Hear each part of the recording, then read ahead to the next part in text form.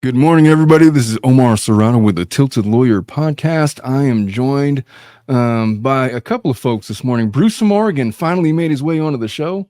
Bruce has his own burgeoning YouTube channel here. We're going to be joined shortly by Megan Fox, and the title of this video is An Honest Discussion on Donald Trump. Look, the polls say what they say. No matter your political affiliation, I wanted to invite an intellectual discussion as to who Donald Trump is. And I wanted to secure on this show some of his supporters. And I have somebody that worked on his 2016 campaign. I didn't know that until a couple of minutes ago, but here he is. We're just going to have a talk, and it's not going to be anything other than a friendly, we're sitting at the bar having a whiskey. Nobody's being judged for their political opinions. I'm trying to bring people together in what's sure to be a very divisive next 4 months or so. But we're going to talk about all of it in a very friendly and inviting way. Nobody's going to be attacked for anything of their political ideas. The only thing I'm not going to tolerate is any kind or any form of hate speech. And I know in my community, you guys have been really, really awesome about all of that, and haven't seen it all. And we've even done a whole Trump video a couple of days ago, and you guys are great about that. So you're going to want to stick around. It's going to be a good one. Let's get started. Whatever you might be going through and wherever you might be, this is Omar Serrano with the Tilted Lawyer podcast. I'm here to take your mind off of things. Yes, I'm an attorney. No, I'm not giving you legal advice. We're going to sit and talk like people, as these are the candid thoughts of one practicing attorney, and it's after hours. So have a seat. Feel free to have a drink and join me. Let's get started. All right, folks. So before we went live, Bruce and Ace walking back and I were having a conversation about, our political backgrounds. Bruce had disclosed to me that he typically votes Democrat, and, he considers himself what I would call a political free agent, which is sort of what I am. I'll tell you what my full voting history is. I mean, the first time I was old enough to vote, I voted for Al Gore. Why did I vote for him? I don't know. I have no idea why I voted for him. That was the guy I picked. He was Bill Clinton's running mate for 8 years. And I figured, he kind of probably knows what he's doing. And I didn't much care for Bush. And then in 2004, I went and I voted for Bush because, there was weapons of mass destruction, and 9/11 was still very fresh. And I was very much of that mind to want him to finish the job. And then in 2008 and in 2012, I voted for Obama twice. I would have voted for McCain in 08 had it not been that Obama was so damn freaking smooth. He was the smoothest politician I'd ever come across. I was completely wooed by his speech, by his intellectualism, by his oratory skills, by the way that he carried himself as the ultimate statesman. I was sold on all of it. And I know a lot of people have lots of opinions and thoughts and feelings about him. I know that it's a good situation when you're ready to vote for either candidate, right? Yeah. That's what it was. That's what I remember. It's kind of what I grew up with back in 2008. And even, gosh, I can remember being 12 years old when it was Bill Clinton versus George Bush, the elder George Bush, and Ross Perot. Some time ago. And it was a three-party race for the first time ever, really, since like 1916, I think. And I remember being 12 years old and wanting to vote for Ross Perot because he was the funny guy with the charts, and he would get on TV. And I don't know, there was what we were talking about in the 6th grade. And obviously he got like 22% of the vote. And obviously Bill Clinton was elected over the incumbent George Bush at that time. In 16. So here's my whole point of this whole discussion. So in 16, I had completely written off Donald Trump as a serious presidential candidate. I just figured there's no effing way that guy is going to get the Republican nomination. There's no way. There's like all of these other people that were more qualified. And then just one by one, you just started picking them all off. In the debates and, in the media. And sure enough, in the polls, he ended up getting the freaking nomination. And then he's going up against Hillary Clinton, who I viewed. And look, whatever you feel about Hillary Clinton, it's undeniable that she's one of the smartest people, especially back then, alive at the time. I mean, she was genius level smart. So was her husband. Academically, she's just so unlikable. And she's going up and she's giving all the political educational talking points against Donald Trump, and he's kind of just winging it, going with the punches. They try to bring up, the stuff about him grabbing women by the privates, about his philandering, about his paying off porn stars, about his bankruptcies, and about, all the stuff they were slinging at him.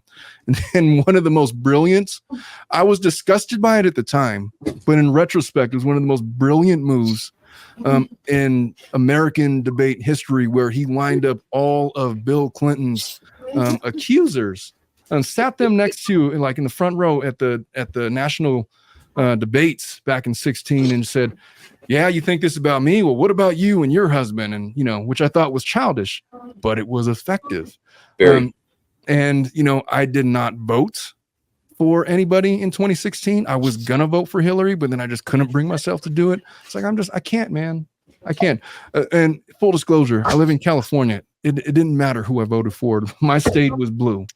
And I was not going to be the one to change it. But I did not vote for Hillary, but I would have voted for her, but I just didn't. In 20, we had, there was COVID and there was all this other stuff going on. We had 4 years of a chaotic presidency with Trump. And I was ready for some stability, and I voted for Biden. But now here we are, and the landscape is drastically different. And I'll tell you who else is drastically different. From 2016 to 2024, I witnessed Donald Trump take the stage yesterday or the other day. When was it? It was yesterday, wasn't it? Yesterday, yeah. Yeah, and he looked more presidential than I'd ever seen him look. Yes. He looked humbled by the events that took place on the 13th. He looked like a guy that had his life almost ended. There's an article that I found. There's one article from the New Yorker that suggested, perhaps he wasn't actually shot in the ear with that AR-15. It was glass from a teleprompter. I was like, okay, with all of that. Regardless, there was a bullet that whizzed by his head, regardless of whether or not it hit him in the head or not. He literally was going to have his head blown off, but for a split-second decision to turn his head and look at the teleprompter or the screen or whatever. And it was sobering. I believe it had a very sobering, humbling effect. It's very sobering. The ear is very vascular, so if you cut it, it will bleed quite a bit. I had a dog who cut his ear, and the blood is just pouring everywhere, and it really gets your adrenaline going. Now, have you guys seen the video where they actually have a different angle of his ear actually getting shot? It shows the whole development, everything. I haven't seen any gory videos like that, but I'll tell you what. It's not that gory. Yeah, well, I know. But, and I agree with you. It doesn't matter to me whether or not he was actually shot or he was injured. They tried to take him out. He did. There's a 20-year-old kid that's lost his life. Yes. And for whatever his background, whatever reasons he had, whoever put him up to it, if he acted alone, whether or not, the Republican Party was trying to get rid of him because they haven't been able to get rid of him, or it was the Democrats because they don't think they could beat Trump. I don't know, man. The guy literally was centimeters away from losing his life. Yes. And what I witnessed from Donald Trump when he gave his speech, and I'm going to play a clip of it from the RNC, was a grizzled political veteran. I said on my last show, and look, I'm not even I've never been a Trump supporter, but I give him credit because I believe that he's probably the greatest politician of the 20th and 21st century. There's a lot of parallels that I can notice between him going all the way back to Teddy Roosevelt. 1900 to 1908, Teddy Roosevelt was the guy. He was the president. And he ran the country. He had a very frenetic pace about him. He was very famous for being the hardest working president there's ever been. He's always writing letters and doing whatever they did to communicate back in 1900. He got a lot of key historical legislation passed. He's widely considered one of our greatest presidents by most. There's some that disagree, but whatever. And then he stood down in 2008, even upon calls of people wanting him to do a third term. So who cares about the 2-term rule? It's not there's loopholes to it and all that. It's like, no, I'm going to honor what the Constitution prescribed, and I'm going to sit out for a couple, I'm done. I've done my 2 terms. It's whatever. And then 08 to 12, and then 12 to 16. I think he tried to get back in on the 12 election. Didn't get very far. In the 16th, in the 1916 election, I believe that he ran under the Bull Moose Party that was largely created by himself. I'm not a historian. If I'm getting any of this wrong or if it's not correct, don't flambe me. But he started his own political party and ran as a third party candidate. And that was the last time up until 1992, we had a legitimate 3-party race. For the most part, it's been 2 parties, ever since I've been alive and since 1916. So, but the parallel that I draw is that it has nothing to do with their academic prowess. It has nothing to do with their intellectual prowess, because Teddy Roosevelt was, by all accounts, an Ivy League borderline genius, if not an outright genius himself.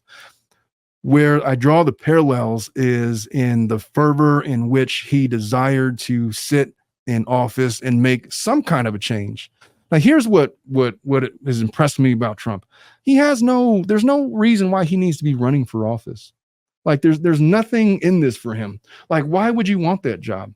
Why would you want to be the guy that's, putting up with all of these, this media, these reporters, all of the vitriol towards him, people calling him Hitler, people basically criminalizing his supporters up on site just because, they're wearing a red hat or whatever.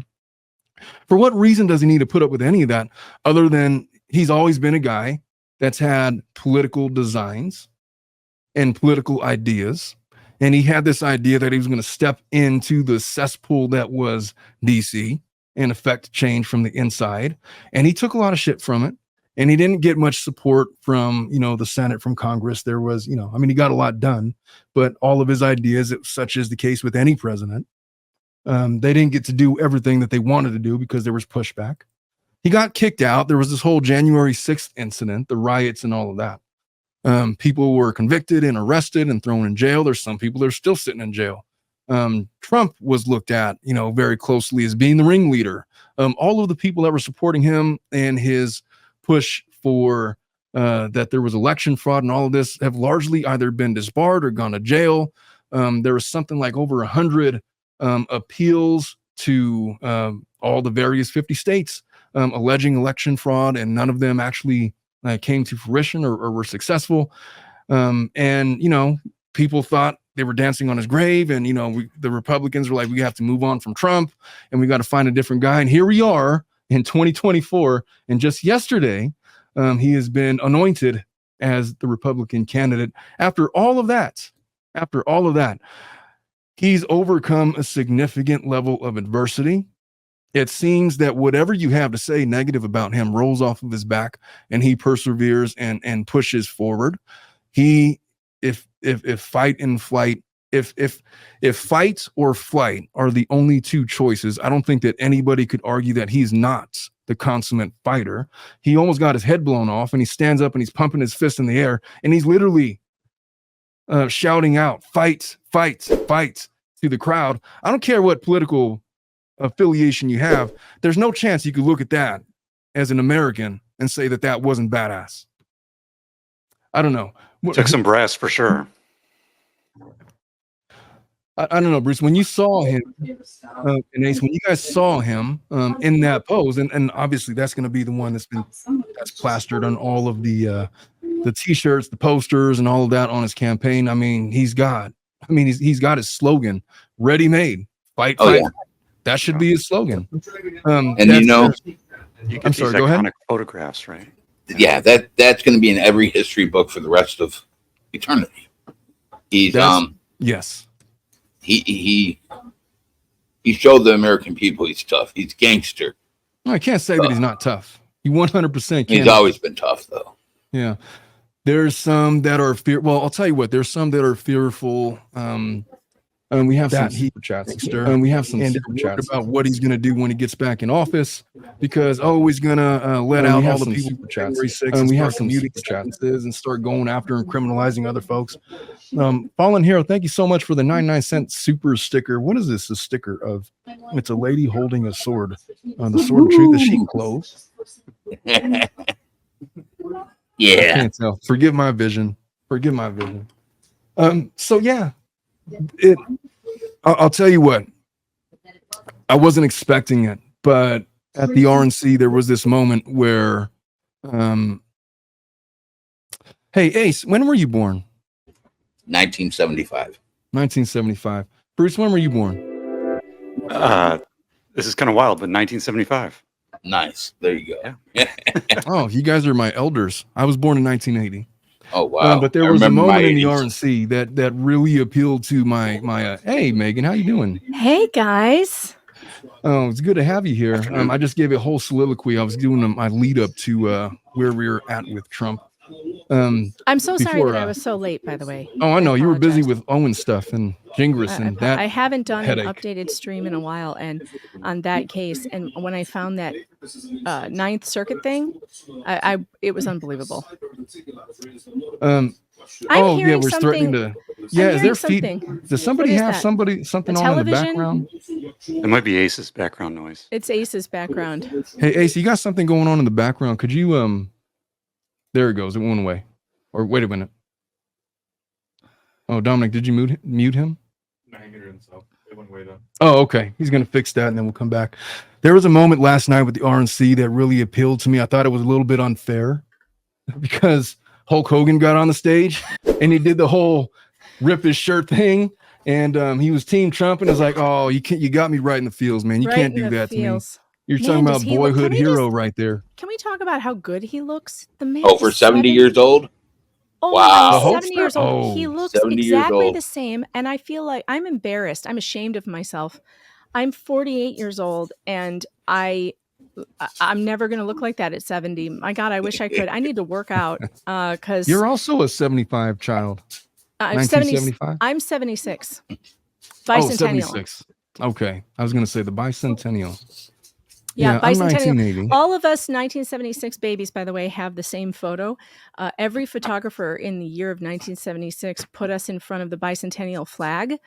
It's me, it's my mom and me. She's got me on her lap, I think, and then my sisters, and it's in front of the bicentennial flag. So that's fun. And I think every kid who was born in 76 has that same exact photograph. Yeah, and then all of those pictures were around forever after the bicentennial. Like I remember driving around as a kid, like going to the beach, and there's like literally, 1976, the bicentennial, 200 years of American prosperity or whatever. That was just, gosh, I have memories of that. Those were my memories of them. And I was born on tax day in the bicentennial. Well, that's no fun. No, it's great. It's perfect for me because taxation is theft and has been a driving force in my life. It's been a driving force in my life to destroy tax day. It's great that I was born on tax day. It's funny. I'm the only one whose birthday my father can remember. So he calls me daddy's little tax deduction. So, you know, I can't really remember dates very well, but I remember all of my kids' birthdays and some of the anniversaries. I don't know, man, but something about your kid's birthday. So I was talking with Bruce and Ace before. Ace said that he had worked on the Trump campaign back in 2016. And I saw that you're live and you came out after the assassination attempt and you're very proudly with your MAGA hat. And you're like, oh, I didn't care before, but damn it, right now, oh, you have awakened the beast. And you did that whole thing. It's like, I had a problem. The hat is an interesting thing. I have been involved in politics my entire life from the time I was 15 to till recently. And my father is very, very intelligent. He's a Brown graduate. He is an avid reader, a voracious reader of American history. He could have been a wonderful professor. He knows everything. There's nothing you can talk to my dad about that he doesn't know, especially American history. And oh my God, bring up Lincoln. He'll tell you everything there is to know. But in my house, my dad is a rock-ribbed conservative, definitely. I mean, and so is my mother. And so I grew up around the Spectator and these magazines my dad would have brought into the house. My dad loves to read, and I love to read too. And I would read. I've been reading Ann Coulter since I was a kid, and Coulter, wow. I Isn't she like 60 years old now? she's about 10 years older than me. She looks amazing. She's about for her 58. age. She's about 58, 59. I thought that she was my age, and I found out that she was about that age, and I was like, "You're kidding me." She's like a porcelain statue. She's very beautiful. And this thing with the hat, though, it really kills me because I have been involved in many elections. I've worked election campaigns. I worked on in Illinois chapter for George W. Bush's election campaign, which I'm ashamed of. I really don't like the man or what he did now. And so, but I've been a part of these Republican campaigns, either for local candidates or national candidates, and I've created t-shirts, I've sold t-shirts, I wore t-shirts, I wore hats. Everybody did. And never in the history of our political discourse in this country had I ever felt scared to wear a political shirt or hat or anything until this hat came around. And really, I stopped wearing it. I used to wear it, but I quit wearing it because it triggered people to this level of like, I don't need this shit. I don't need this shit in my life. I stopped wearing it, not because I am ashamed of it in any way or anything like that, because it's just a hat. It is just a political slogan, like Morning in America, or what was, I meant to look this up because it would be funny. Democrat presidential election slogans. Was it the audacity of hope? The audacity of hope, or that hope, was Obama's, just wasn't hope. There are so many of them. Well, Reagan was the one that is the first person to use the "Make America Great Again" in his 80 election, wasn't it? Yeah. Yes, that was his slogan. Did he? Yes, he would make America great. Dave asked me the other day, what does "Make America Great" mean to you? When was America great? I was going to ask the same thing. I didn't have a quick comeback at the moment. I had to think because I'm like, it's just a slogan. It's just a campaign slogan. Like it's not that big of a question. It's not that deep of a question. And it certainly doesn't say America was great when all this bad stuff was going on. Right. But now my answer is this. What does it mean? It means, when was America great? When we were all friends, when this shit didn't happen.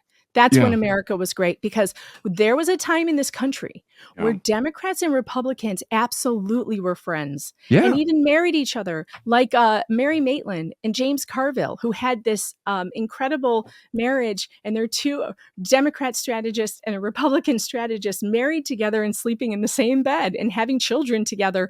And that was America, where we would argue and fight on the political talk shows, and then we would go to the bar and have a beer together, because we all knew at the end of the day that we all love our country and we love each other, and we may differ on policy, but we are not going to turn on each other like a third world banana republic where we are attacking people in the street for wearing a damn hat. Now here's some of the slogans. Let's see, that was a primary candidate. So the way to freedom. That was Ryan and Binkley, whoever the hell they are, in 2024. The way to freedom. Like, why isn't anybody screaming at them that, we weren't free before? Fighting for the best of America because the truth matters. That was Chris Christie's. Right. DeSantis, our great American comeback. Elder, we've got a country to save. Asa Hutchinson, for America's best. Biden, our best days still lie ahead. This feels like, hey, AI, give me 50 variations of "Make America Great Again." And then they're all the same thing. Hillary Clinton, I'm with her. That was the worst one. Stronger together. Fighting for us. Love Trump's hate. I hated that one too. Boy, I hated that. Promises made, promises kept. That was Trump-Pence re-election slogan. Listen, throughout the years, I don't know why this is just 2024. I want to see the old ones. Maybe I'll see if I can go back and find like from the 70s. That would be great. Yeah, I think you're right. These things are very abstract. They're not very literal. And No. where I work, we have this concept of sort of a moonshot. If we want to have a goal for our business, we set the goal or the bar very, very high. And it may be unattainable, like going to the moon. But, you want to have this idea that you could improve over time. And I think that's kind of where all these slogans are going. It's just like, it's an abstract concept of like nothing literal, but we can improve things over time. Let's try to do that. Yeah. And also, I found it. I found Reagan's. It's "Let's Make America Great Again." Let's oh my make America great God. again. Yeah. I didn't Same even thing. There you know go. that. Look, Yeah. look at, I'm sharing the screen. There it is. Let's make America great again. Now, let's think about this for a second. Instead of ascribing things to it that it was never meant to convey, are people in America feeling like something is missing? Are people in America feeling like they can't get ahead anymore? Was there a time in America where the country was wealthier, was safer, was happier, was healthier? Yeah, there were plenty of times where we can say we were economically in a better situation. We were in a more peaceful situation or whatever. There are things that people want to be better in this country. It is not, you don't need to go that deep into it. I remember, and if I got teared up, actually. The Hulk Hogan thing made me think about my childhood. Mm. And I was in the car and I had this playlist called Childhood, and it's like a bunch of songs from the 70s.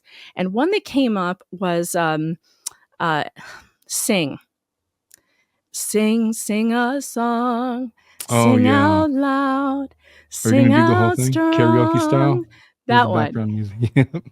That song, it made me cry because it reminded me of a time when I remember people being happy. I remember neighbors like loving each other. I don't remember anybody chasing anybody down the street for wearing a Ronald Reagan hat and hurting them. Those I are don't remember. Carpenters, right? Yeah, Karen Carpenter. I Yeah. remember, and maybe that was just my experience, but I just, it got me. It got me because Yeah. I feel like there was a time, especially in the 80s, when we had tons of diversity everywhere. These Yes. great shows on TV that we love so much, like The Cosby Show. We held hands across the world. Oh We yeah. did stuff yeah, like there that. was- Right. For America. sure we We did. sang songs with every artist there was. Yeah. There was a beautiful, beautiful thing about how everyone got along back then. Now, yeah, mean, I there- can't there wear were a Trump hat. There were My wife instances of loves wearing conflict. shirts. Yeah. I can't do it. I And that is so Don't wanna it's get beat up. wrong. It's so wrong that we have a fear of wearing a hat or a shirt. or a shirt because we're afraid we're going to get beat up or someone's going Well, to key a car. Let's talk about or, how that even came about. I mean, because at some point, the color red and that slogan and that hat became villainized and made to be synonymous with like a swastika, basically. Might Yeah, as that well was be in wearing that. 2016. And It started right away in 2016. yeah, it's That this red hat was- immediate triggering thing where, oh, we're definitely not friends. You hate me, I hate you, and we're going to just stand on our separate sides. Jules, thank you so much for the 10. She says, Trump is awesome. You may not like him personally, but he has been great for the country. I'll take that. Not mentally capable. Would you want Biden to do your finance? No, because he's almost dead.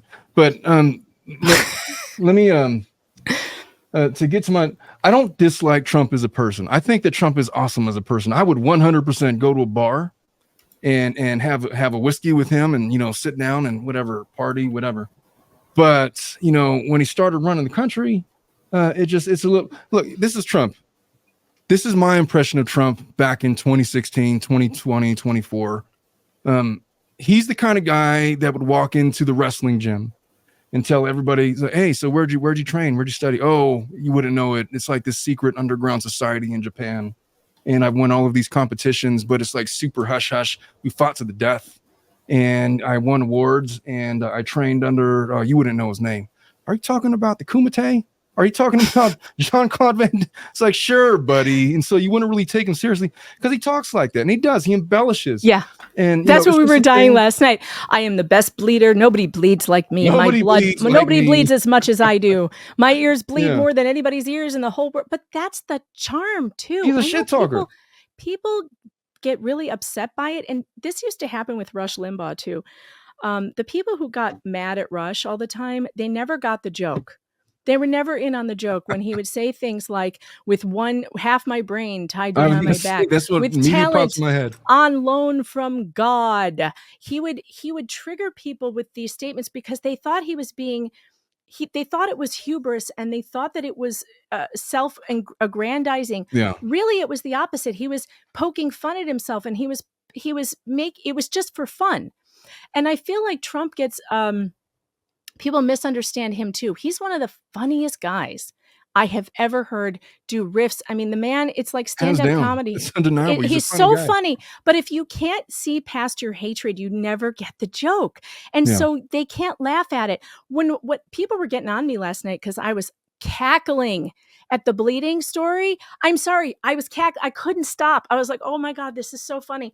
Because the way he talks, it's almost like watching Trump do a Trump impression sometimes. Like where he's in on the joke, and he knows it's funny, and he knows that people want to hear him say the best, tremendous. It was a tremendous amount of blood. It's just funny. And I feel like if we could all just like calm down and see the humor in it, it's not malicious.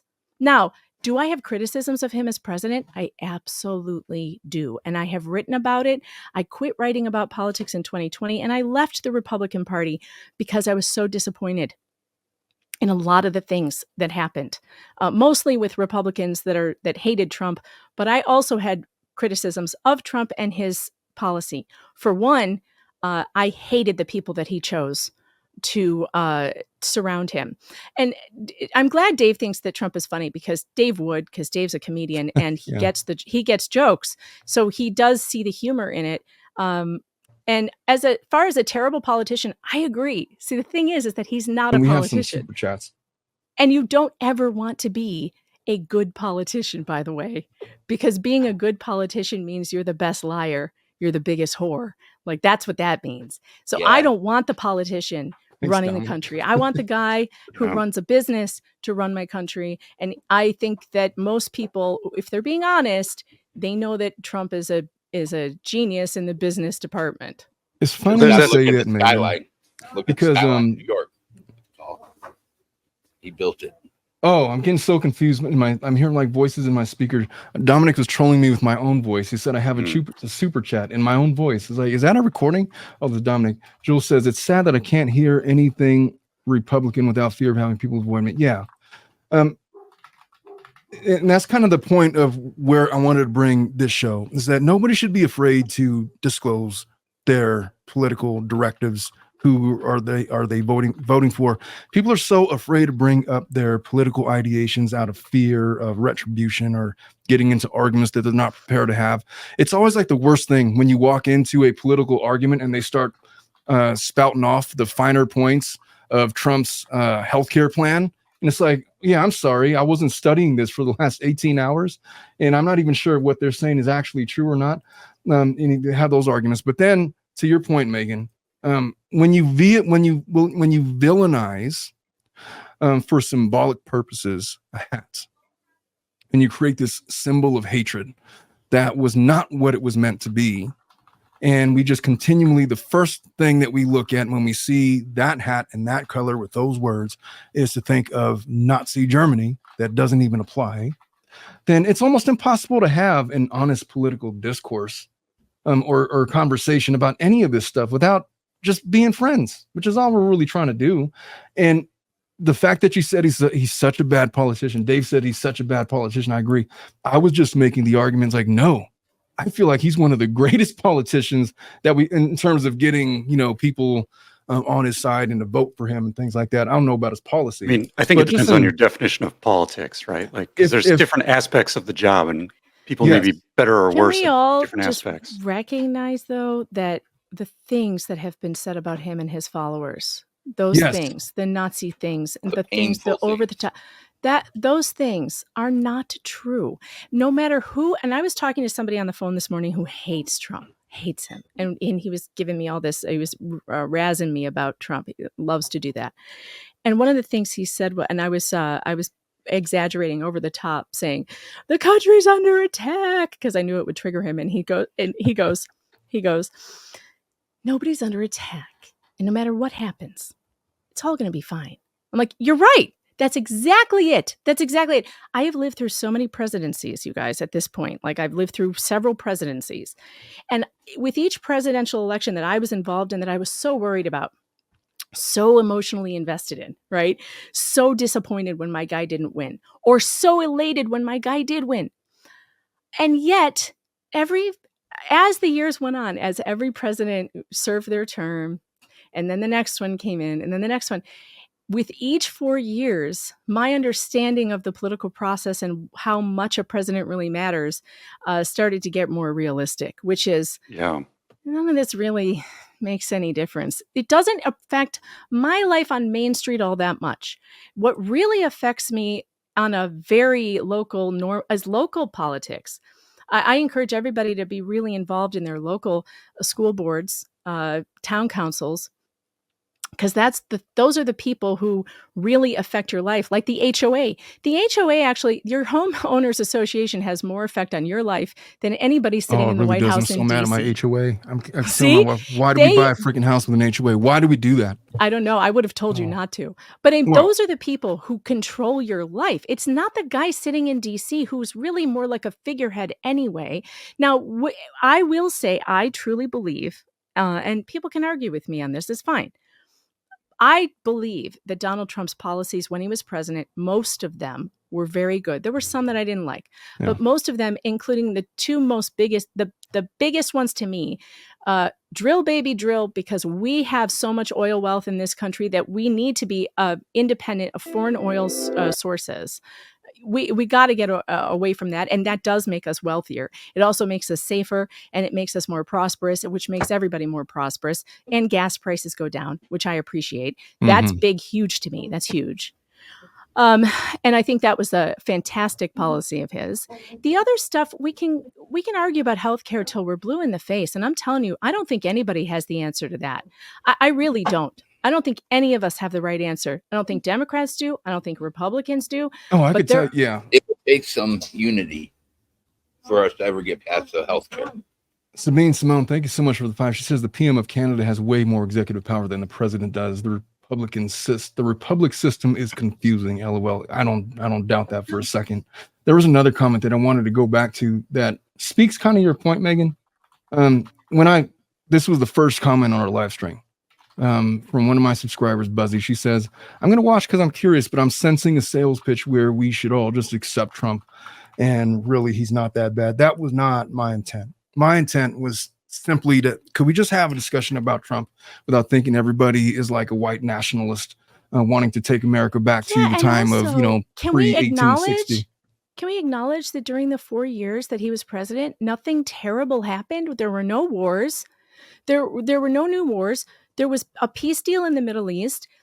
Nobody was, none of this stuff they said was going to come true came true. No, COVID was totally his fault. He didn't know he was responsible for the shutdown. I blame. Yeah, and I hated all of that. I hated all of that. People always try to conflate these instances or occurrences or anecdotes with statistical trends or causality. Correlation is not causality. I think people ascribe way too much causality in politics. Yeah, and also, I mean, look, Dave's really hung up on the fact that Trump doesn't have a health policy. I don't know if what his policy is on healthcare or whatever, but I can say this. When you make Americans wealthier, they have more power over their own healthcare than ever before. And Obamacare, while it may have been a good idea or, it had good intentions, harmed a lot of people, including my own sister, who was then forced to buy this insurance plan because she was not insured. She had like catastrophic or something. She was forced to buy into this plan. And they told everyone that it was going to bring your what do you call the monthly payment for healthcare that it was going to bring that way down? What do you call that? Premiums. It was going to bring your premiums down. My sister's out-of-pocket costs for her healthcare is $11,000 a year. Think about that, Dave. That means that she has no insurance. She has to pay everything out of pocket. And so it's basically like having just catastrophic. And even then, though, there are limits. She has no power, and she's the one who's the attorney. No power, and her husband owns his own company. This is why they had to do the Obamacare, whatever. And if she decides not to do it, if she decides that she doesn't want to buy into it, it's illegal and she will be fined. I mean, you guys, $11,000 cannot be the out-of-pocket cost. Who can afford that? So her whole goal is to not get sick. So that doesn't work either. I share that goal with her, to try to not get sick. It's kind of hard. It's really tough, and she's paying everything out of pocket, everything. Yeah. So that didn't work either. And the idea that there's somehow an easy fix, I just don't think that that's the case. Now, I'm willing to hear it. I don't know who said that there's an easy fix, though. I haven't. Hey, Crystal White, I promise you that this isn't a Donald Trump channel. Look, in full disclosure, I am not a Donald Trump supporter. I'm a political free agent. Bruce said that he is mostly a Democrat. Yeah, I'm like a calmer version of Dave Neal. I am inviting people who support Trump for an intellectual discussion, because we need to stop with this. Oh, you're supporting Trump. I'm out on your show. Look, you can't just do that when somebody else disagrees with you without at least having a beer with them, sitting down and hearing out their ideas. I'm in a very unique situation where, look, the person that I voted for in 2020 is apparently stepping down. That hasn't happened yet. But if he was to run, I mean, he's severely mentally impaired with his age and his medical conditions. I don't particularly care for whoever it seems to me that people are starting to say that Kamala, how do you say her name? Kamala Harris is going to be the person to succeed Biden, which I'm not really down for that. And so I've never been more of a political free agent in my life. My channel and this show is not made for the purpose of persuading people to support Donald Trump. It's just I'm shocked. I'm shocked that you're even doing a Trump thing. When I told you the other night on it. Yeah. I was shocked. Well, a lot of people were, because they're like, are you sure you want to do this? And look, I'm not afraid to have an honest conversation about Trump. Well, so look, just because somebody supports Donald Trump doesn't make them like this evil thing. Like we can't just stop listening to each other, because if we're going to get back to what we used to have in the 70s and 80s, where we could have these differing opinions and still, hold hands and sing songs like we used to do back in the 80s. Yep. Then we have to at some point sit down and have a chat and talk for real about the policies, because otherwise it's going to be like, okay, Donald Trump is in office. He's going to be able to affect his policies insofar as he's got the majority of Republicans in the Senate and in the House. And if not, all of his policies are going to be blocked. That's how it's been since basically 2008. Can I say something about that? Actually, I was thinking about, my daughter asked me about Bill Clinton the other day, and I was kind of embarrassed that she had this opinion of me. So my middle daughter said, she has this teacher in school that she really likes, who is her history teacher, and he talks about politics sometimes. And he was talking about Bill Clinton's presidency, and she said she could tell that he liked him. He said he wasn't such a bad president, and she tells me that she told him, "Oh, my mom can't stand him." And I said, "Whoa, that's not true. That's actually not true." And she goes, "I wanted to ask you what you thought of him, because I really respect Mr. So-and-so's opinion. And I wanted to know what you thought." And I said, actually, in retrospect, and this is what I was talking about before. Yeah, I campaigned against that guy. And during his presidency, I was totally rabid, overly so, really overly emotional about everything where Bill Clinton was concerned. And looking back in retrospect, he was actually a pretty decent president. And one of the things that made him a decent president, forget about the woman problems. Let's just forget that completely. But one of the things that made him a really decent president was that he and Newt Gingrich worked together, and they really worked together on because at the time Congress it was all Republican. So Clinton had no choice, or at least this was back in the day when politicians understood that when you had a split power situation, you needed to come together and kind of come to the middle and represent both. And they did that. That was the Contract for America that went through. And, I appreciate now in retrospect, looking back and going, wow, he actually did reach out. They actually did work together. And you They did. They don't hated see each other, that but they anymore. made it work to the You extent don't that see they it could. anymore. Yeah. Yeah, compromise is kind of a lost art. Now it's I like kind of wonder if if some of this. Yeah. if you vote across party lines nowadays, it's like, well, you're going to lose your seat then. And so now everybody's all right. I guess we're all the way red or we're all the way blue, and in that way, no good legislation is going to be passed. Right.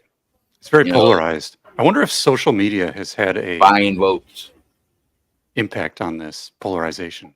I believe it does. Absolutely. People would never say the things to your face that they say on a keyboard. Never. Hey, folks. Exactly. I'm going to pour myself a whiskey. Megan, you want one? Yes. All right.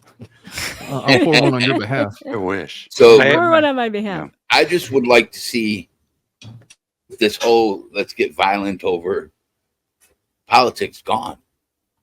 I can't even tell people that I work with my political views because I'm in the entertainment business, and being a director or being a grapher, if you don't say you're a Democrat, you're really not going nowhere. I want to be able to show my face and say, hey, let me put this hat on. I'm not going to get beat up. I'm not going to have people cancel me. But then the way people online just want to throw that hate out there so bad. I didn't. Yeah, they lead with that. I love them. They can hate me. I still love them. But they don't understand that. So my only rule when discussing politics is, hey, is it okay if we could be friends? Could we be friends and vote for different people? If so, then cool, you can come to my house, I can come to your house, it's fine. But when we start making it about, no, everything about Trump is hate, and the fact that you support him makes you a white nationalist advocate or whatever, then that's where we start losing folks. But if I come to your house to have a drink, I still want to wear my hat. You can wear your hat. You can wear a shirt. Exactly. That's where we're post a picture of it of Trump and his big face on the shirt. Wired having shots. By the way, I poured one for Dominic. I'm making him drink his whiskey neat today. There will be no adulterants added to the alcohol. I used to have a funny shirt during the Gore Lieberman race. It looked like their logo, but it said "Sore Loserman." And I used to wear it all the time. People loved that thing. They would laugh, and like nobody got upset about it. My experience with politics before 2016 was like a good-natured ribbing session, where we would roast each other. Republicans and Democrats would roast each other, but we would still hang out. And my friends, and maybe it's because I'm from a different generation, and we are still friends, but I have heard some seriously terrible stories about families breaking up since 2016. In fact, just last night on Twitter, a guy that I saw posted, "Please pray for me. I told my wife who I really am and what I really think about the election, and I think it's over." Wow, guys. That's really this sad. Cannot happen. And there were articles written after 2016 about women leaving their husbands because they found out that their husbands voted for Trump. Guys, listen, this is not the way that we have ever been. We have always appreciated the secret ballot, for one, so that you didn't have to tell anybody who you voted for, and everybody was fine with that. There we are. My husband has voted for different candidates than me multiple times. He's more of an independent libertarian. He voted for Ross Perot, and I voted for Bush. So did I, in my mind, when I was 12. And my husband, that was our first election that we got to vote in. And he voted for Perot. And going back, I would have voted for Perot too. Going back at knowing what I know now. And I'm so willing to admit that I made mistakes in my political opinions, which is why I think it's so important that we not judge people based on what they think today or what they thought 4 years ago. Because it's just not, it doesn't, you grow, you change, you learn, hindsight's 2020. Mm-hmm. And I'm not going to hold it against you if you voted for Barack Obama. I didn't like Barack Obama as a candidate, but I was really happy for people who loved him. I was really happy. I genuinely happy that people who loved him won that election. And they were so happy. And I just felt like that was a cool moment.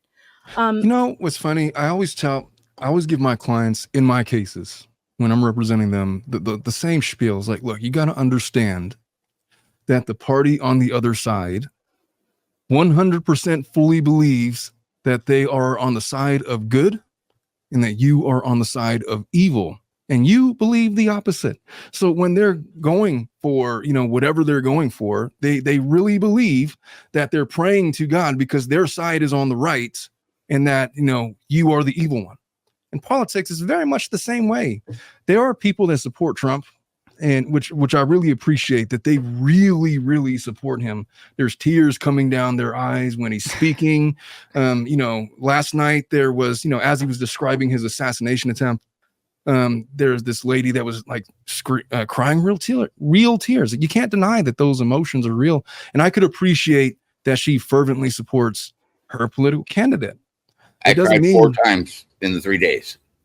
Yeah. I've heard a lot of people say that. I mean, what's his name? Elon Musk decided that he's going to give Donald Trump like $180 million or something like that. $45 million a month for like 4 months. And, Tiger Woods talked about losing sleep over the assassination attempt.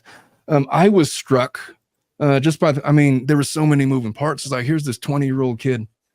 What was in his brain that he felt the need to do that? I don't know if it was in his ear. I don't know if he's acting alone. I don't know. An FBI handler, probably. Yeah, I believe maybe. So. Hey, and if people wanted to say that he was affiliated with this and that, I'm very skeptical of it because I know what they did to Oswald, or at least I know what's been alleged about what they did to Oswald and crafting his backstory. Exactly. And so, also, how come we have no social media history at all? That's not true. Nothing. Well, that's not true. Where is it? I have all of it. Conference? From where? I'm also a hacker, so I've been hacking into gaming sites everywhere. Oh, the gaming site that he was on. Well, send it to me. I'd love to see it. I want to see this there was Discord material. I'm sure. Hold on, Omar, you want to show it? No. Did you have it on your screen? It's let me take the a one look I at sent it first you. to make sure it's did you send it to me in an email? Yeah. But Megan, you reminded me that my grandparents, they would sometimes vote for different parties, and they would just kid each other about it. Like it wasn't a big deal. They would just sort of tease each other about it, and it was just fine. My dad would always joke that if my mom voted a different way, he would just cancel out her vote.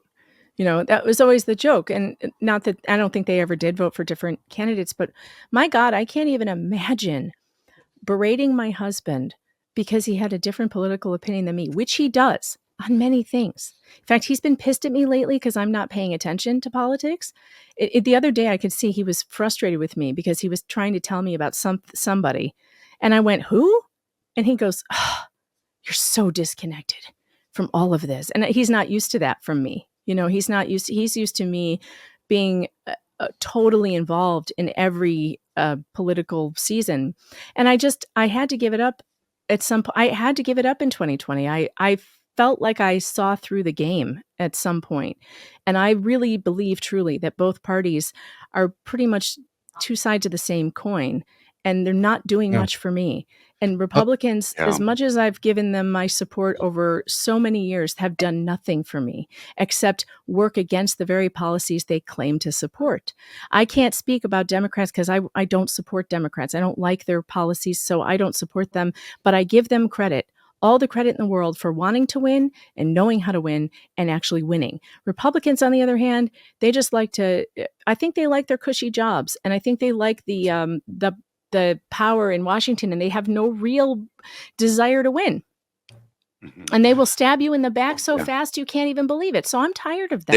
I think the key to what you said is there are systemic problems that nobody is really working on, and that's the real problem. And making generalizations and demonizing classes of people does not help solve those problems. Well, generalizations is the lowest form of discourse, and that's what it's the low-hanging fruit that most people rely upon.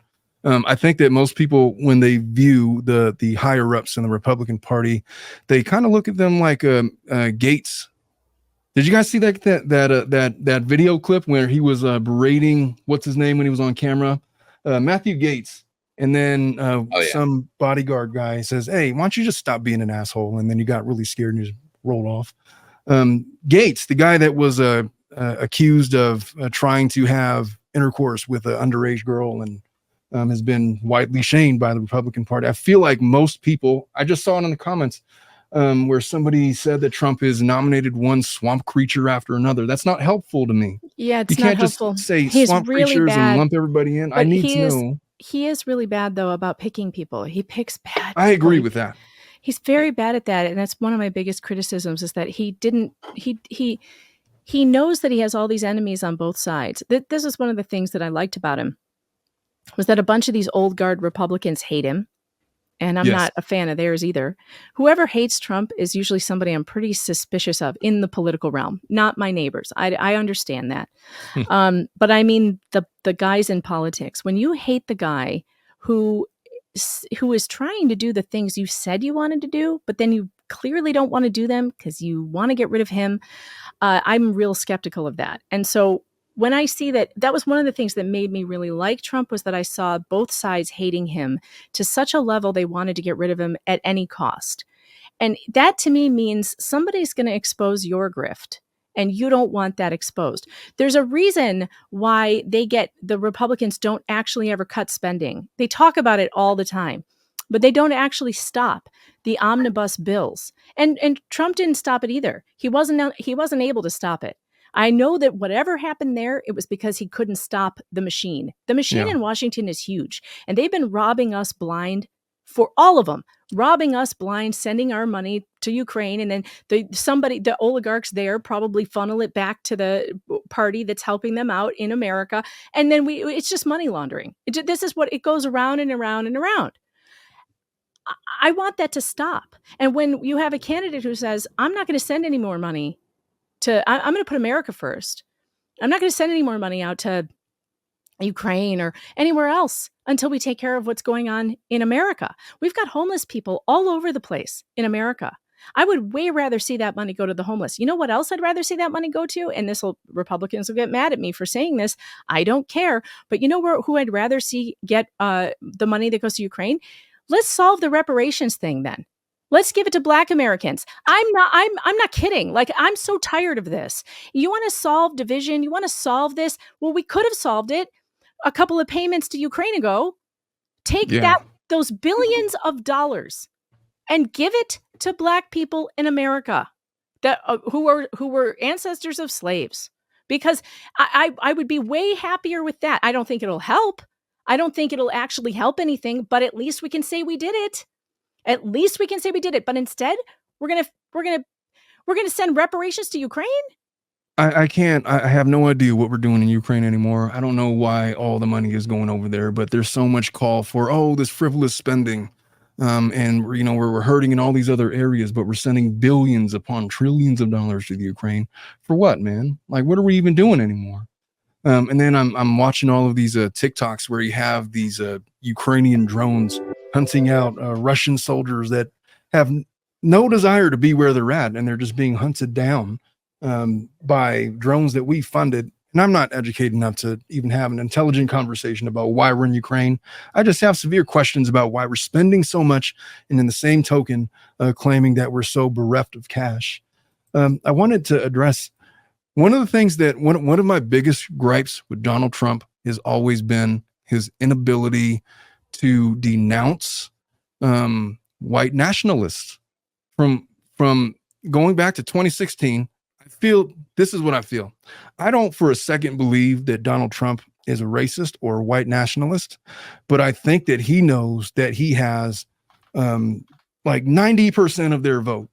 And like for that portion of society that represents a large chunk of the American voting public, he's been unwilling to do anything that would persuade them not to vote for him. What if I told you that everything you've heard about the white nationalists and Donald Trump's support of them has been based on the Fine People hoax, and that it has finally been shown to be a hoax? What if I told you everything you think about him not denouncing white nationalism was a hoax? Would you believe me? Well, all right, put up what I just shared on the screen. Put it up on the screen, because Snopes has finally admitted it.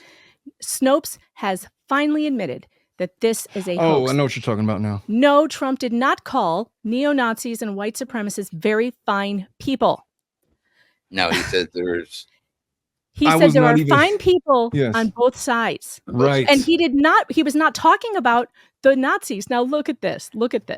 On August 15th, 2017, then President Donald Trump called neo-Nazis and white supremacists who attended the Unite the Right rally in Charlottesville very fine people. That's the claim. This has been rated false. In a news conference after the rally protesting the planned removal of a Confederate statue, Trump did say there were very fine people on both sides, referring to the protesters and the counter-protesters that were there about the statue. He said in the same statement he wasn't talking about neo-Nazis and white nationalists who said they should be condemned totally. Now, I agree with Omar, that. can I ask you, is there any stronger language than condemned totally? Well, no, but I was not specifically referring. Well, but I was actually thinking about that. This is where it started. This 100%. Is where the MAGA hat united with the swastika got started. And this is what Scott Adams, who's the Dilbert creator, this is what he calls the weaponized, dangerous hoax that led to violence. It's this one right here. And the media lied to you since 2017 so badly that this did not get debunked until just now this year. Look at this. In the spring of 2024, social media posts resurfaced raising questions about an infamous comment from former U.S. President Donald Trump related to violence in Charlottesville. And so just now in 2024 is when they finally took a look at this. This is unconscionable that the media was allowed to lie about this. Now, was there something else, Omar? Was there another thing you can think of? Because I guarantee you, whatever thing you think you remember, I can show you it was a hoax. I have no leave doubt so much out of what true, he says. Here's what I was thinking. To that point, that's where I agree. That's 100% where it all started. And then outlets like CNN started running with it and said, you see, he is a white nationalist and he's purporting all of these white nationalist theories and serving their purposes. And that was a thing for like 3 years. But there were specific, for me, in my mind, what sticks out the most is when he was specifically asked at the debates with Biden.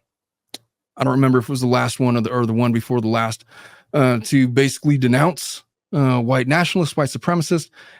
And he gave like this half-witted, half-assed, yeah, sure, whatever, as opposed to, I 100% vehemently oppose any Actually, white nationalist I think you're wrong there too. Let's find the tape because I remember this. Yes, I remember this. Let's find the tape and hear what he actually said, because what you're remembering is what the press told you he said. You are not remembering what he actually said. Okay, let's go to the tape. Hold on. Ask Trump to denounce white nationalism. Where is it? I'm gonna see if I can find it first. Because I'm telling you, I watched that at the time and I went, why are they watching the same speech? Here it is. Okay. Inside Edition. Let's see if now Inside Edition is going to say that he refused to denounce it. Let's see if this is the full. It's probably not the full clip because look at their they probably took it out of context. Hold on. Let's see. Not Bing. Trump to denounce.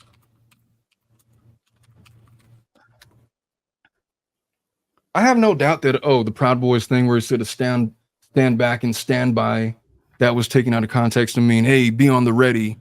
And then the Proud Boys kind of like capitalized on that at some point. But now if they asked him here it is. I think I found it.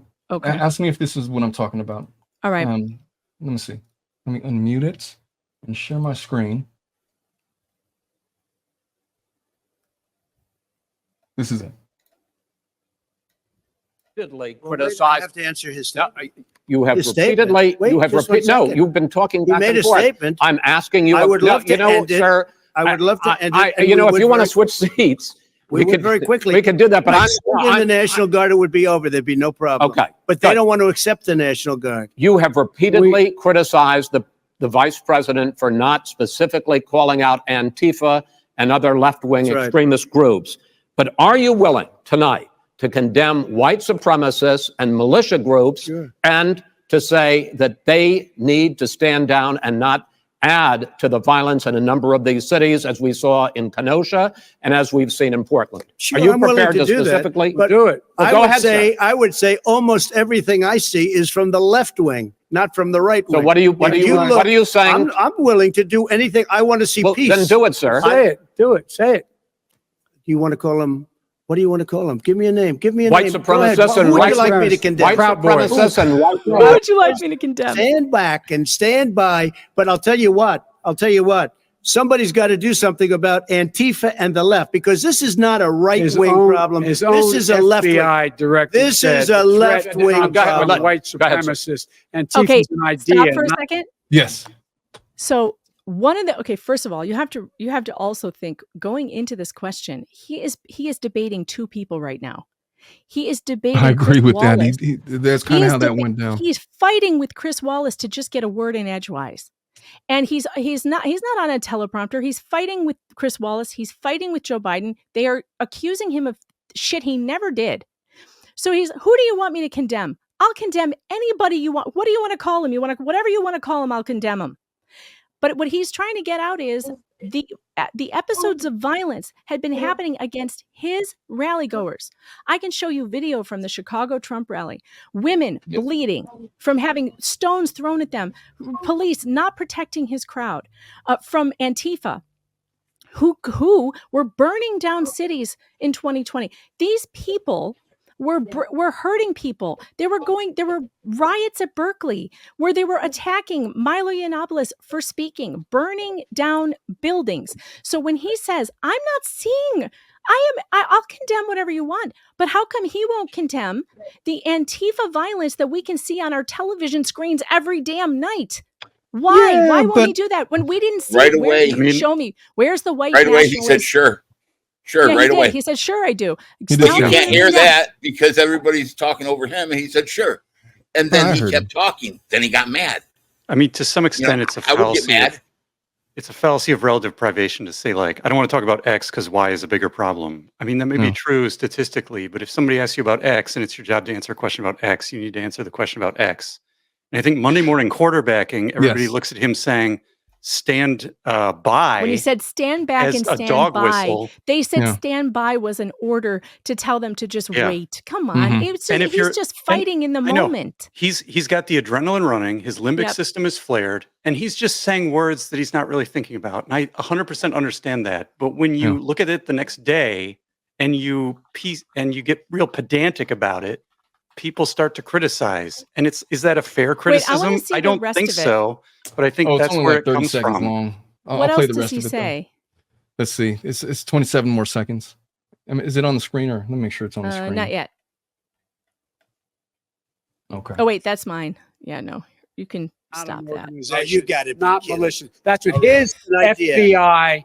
FBI director said. Well, then you know what? We're done, sir. We're moving on to the next. We're moving. When a bat hits you over the head, that's not an idea. Everybody in your administration tells you the truth has a bad idea. Can I tell you what? You have no idea. Antifa is a dangerous, all right, radical gentlemen, group. we're now moving on to the Trump and Biden records. They'll overthrow you. I like how, Chris Wallace won't even let him continue. It's all of a sudden he got what he wanted. He got the headline for the next day, which is Trump refuses or whatever.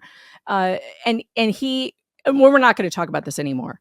So Trump doesn't even have a moment to be able to clarify. Now, I think that he did afterwards. I think he sat down in another interview after this to clarify the standby comment. If that's the one that I think I'm remembering, because I think he then unequivocally says, I absolutely denounce all of that. And we have to find that, because I'm telling you, it did happen. I think you know what? I think you're right. I think I remember that as well. My disappointment was simply this. I understand being in the heat of the moment better than most, because I'm often in the heat of the moment and I have to come up with these arguments as I'm being attacked by multiple angles, judge and opposing counsel.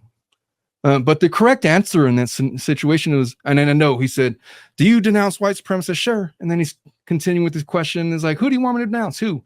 The correct answer is that, look, I denounce white nationalists. I denounce anybody else that espouses those viewpoints or anything similar to it, that espouses ideologies that are hateful or violent in nature. All of that. I denounce all of it. because I think we should do May better. I jump in here? But we should also not ignore the fact that there's other violent entities that are affecting things, or something to that effect. I would like the way that he's trying to skip over, it gave the impression, and it allowed the media to harp on this point that what he was actually doing was sending off a dog whistle to the Proud Boys. Do I believe he was sending off dog whistles? No, I don't. But I also couldn't 100% on the basis of that clip say for sure that he wasn't, which was my major issue with him back in 2020. Now, I'd like to say this. Right before they had this debate, he was already denouncing them.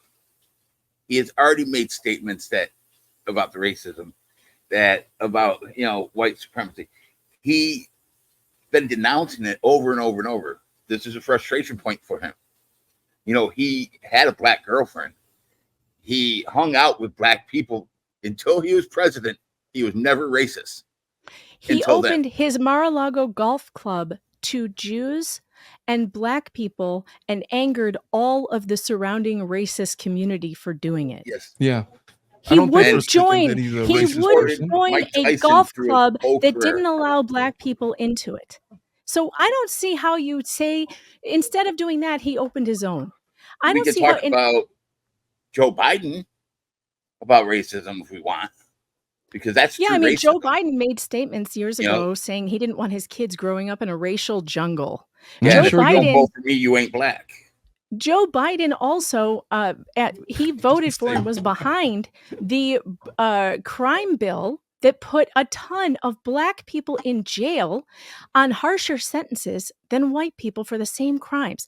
By the way, who reversed a bunch of that? Donald Trump did with his his prison reform bill. Something like 3,000 people released from jail sentences that were far too high, and they were all people of color, black and brown. I want to be 100% clear. If you're caught with a quarter size of crack cocaine, you should spend the rest of your life in prison. Yeah, Biden said that. That's his statement. He did, and that's been that's a different issue. But I want to be 100% clear. I do not, for a second, think that Donald Trump is a racist. That makes no sense given his life. Here, I want to show you this too. Documented. So I just did it. I looked on. I used AI Copilot to find statements of Donald Trump condemning racism, and this is what it came up with. Here's Trump. Trump has repeatedly and specifically denounced racism, extremism, anti-Semitism, and white supremacists. Here are just a few examples. In February of 2017, he said the anti-Semitic threats targeting our Jewish community and community centers are horrible and are painful and a very sad reminder of the work that still must be done to root out hate and prejudice and evil. In April of 2017, he said recent threats targeting Jewish community centers and vandalism of Jewish cemeteries, as well as last week's shooting in Kansas City, reminds us that while we may be a nation divided on politics, we are a country that stands united in condemning hate and evil in all of its very ugly forms. In August of 2017, he said, we condemn in the strongest possible terms this egregious display of hatred, bigotry, and violence. It has no place in America. And on August 11th of 2018, he said the riots in Charlottesville a year ago resulted in senseless death and division. I condemn all types of racism and acts of violence. And then finally in 2019, he said, we forcefully condemn the evil of anti-Semitism and hate. It must be defeated. I don't know how you get more strongly worded than all of that. Here's how I think. A guy like me sees stuff like that and knows that a guy like Donald Trump, he's smart enough to know that one of the major selling points for Dems, especially going into that debate, was this perception that he was somehow pandering to white nationalists, going all the way back to 2016. And he's made statements like that in the past, and he's had a rich history of making those kinds of statements. So in the moment, he's been well prepped and preparing for debates for months with Joe Biden. And then he has the opportunity to unequivocally denounce, white supremacy in all of its forms. And he equivocates and gives this half-assed response. Yeah, sure. What do you want me to do? Proud Boys, stand by, stand back, whatever. as opposed to saying, I 100% vehemently oppose any form of white nationalism. I think that Donald Trump is smarter than that. And I felt at the time that he was pandering. He was being very careful to not say anything to lose those specific votes because we were right around the corner of an election. And that was my issue with him back in 2020 when I voted for Biden. I think he just gets sick of it. I think at some point it's like, how many more times do I have to say this before you quit asking me this same stupid question? Yeah, and I get that. And I get what you're saying. I hear what you're saying because, I'm sure he wishes now that he had done that too, because the media is terrible at being able to cherry pick these things and take them out of context and make people believe that something was said that wasn't said. And I just, he needs more patience maybe. But this is a man who there's no evidence that he's ever been a racist or that he's ever done racist things. He is not. He is so not a racist. I think he just never went to debate school in college or high school or anything. Like, that's a learned skill. Like, if, not everybody's going to be the best debater or have every talking point perfectly. He has them coming at him nonstop. All right. I got to get to some. He didn't come there for anything else but a debate. They're not I letting agree him say nothing. I agree with that point. I just feel like in the moment, for a guy that is known for rising to the moment and generally knows the right thing to do in the moment when everybody's watching, like such as bullets whizzing by his ear and, he's blood down his face and he knows how to make the pose. That's an iconic pose that's going to be around for hundreds of years long after all of us are gone. That's going to be something that's printed in the history books. That was a rise to the moment occasion for Mr. Trump. And whether you want to call it nerves, whether you want to call it, he was just so tired of it. He had an opportunity in that moment to denounce certain things, and he chose a wishy-washy way to address it, is my criticism of him. Does it make him a racist? Doesn't mean that he supports white nationalists. Of course it doesn't. It just means that in the moment when everybody was watching, he fumbled the ball. At the very least, it's a fumble. At the worst, I agree. It's the pandering. I don't know a politician who hasn't made a mistake, he let his frustration and anger at being asked the same stupid question over and over again get the better of him. Yeah. And instead of, he has a lot of passion. Trump also has a difficult time. And I think this is a criticism that's part of he's a horrible politician, is that he has a difficult time not taking it personally and going for that rote answer. He's not a wind-up doll like Mitt Romney, the guy he's like a robot who has the perfect political answer for everything. But at the same time, he's an empty suit. This is a guy who he lets his passions get in the way. And so didn't communicate it clearly enough. You know what's funny about Romney? I really started liking him more when he started trying to stand up to Trump. But he just didn't have the juice. Like, he just didn't have that kind of a juice. He was going up against Obama. He was like this very clear cookie cutter politician. And then Trump brought out better things, more likable things out of Romney. But that's Donald Trump's whole persona. It's the reason why he's been able to overtake the Republican Party, since 2016. People wrote him off. And then one by one, he just started cherry picking their major candidates. And he has been basically the father of the Republican Party for 8 years. If he gets elected, it's going to be going on 12 years now. I got to get to this super chat. Sandy B, thank you so much for the 10. She says, healthcare, unless they mandate prices, hospitals, insurance, and doctors can charge. Everyone can't be mandated to have it. Sandy, I have no idea how to fix healthcare. I don't have any good ideas. I have no good ideas other than making sure Americans are wealthier again. Because if Americans have more money in their pockets, more money always equals more freedom. It always equals more and better care and better everything. So but could it just be in a way that doesn't me and my wife used to be a Gavin Newsom person. I can't stand any politician more than Gavin Newsom. He raised minimum wage to $20 in California for fast food workers. And now when I go to McDonald's, every time it's like $20 order on a computer. It's like, what did I even order? Yeah, because you can't They cut down on the staff, so now you have to do the ordering on a computer, and that takes forever. It's not fast food anymore, and it costs $50 every time you go. It's every crazy. time. I'm just saying, hey man, I'm not a politician or anything. I'm not the smartest person that would know what to do. I'm just saying that maybe the answer is not raising minimum wage to $25 an hour. because it's important to have entry-level jobs, a middle class and an upper class. Angela Daly for the 5. Thank you so much. He says, I've been a diehard moderate Dem in the mansion vein for my entire life, but I now feel there is no place for me in either party. I know what she feels. I know exactly how she feels. Oh, I know. I feel it too. I'm a Democrat I'm not a Democrat. I'm a registered independent, but I've leaned Democratic in a very conservative way all of my life. And where they're going with it so extremely blue in California, I just don't recognize my political thoughts or ideologies and what's going on with California. I feel very much what she has just described. I do too. And one of the reasons too, for me on the other side, is that Republicans, especially ones I've put so much energy into defending and helping to explain their positions and getting them elected, have done absolutely nothing for me in this country. Absolutely nothing. They've done nothing but stab me in the back by signing omnibus bills that are way too much money and sending money overseas. I am so sick of it.